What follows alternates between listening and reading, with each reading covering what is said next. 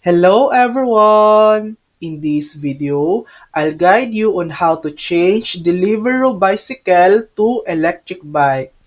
First, inform Deliveroo.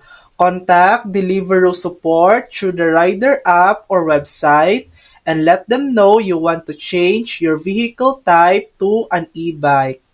Provide your vehicle information.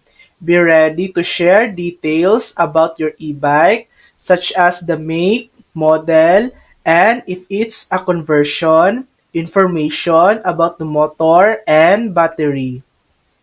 E-bike conversion if needed. If you're converting your regular bicycle into an e-bike, Deliveroo recommends using a reputable provider to make sure it's safe and fully legal. Check your insurance. E-bikes often require different insurance compared to bicycles. Make sure you have proper coverage for food delivery. Thermal bag. Ensure you have a Deliveroo-approved insulated thermal bag or box for transporting food.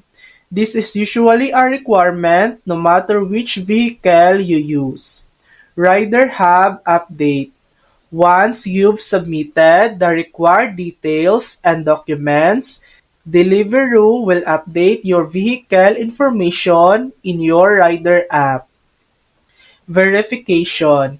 You may also get an email from Deliveroo to confirm the change in your rider hub. After that, you're good to go. And that's it.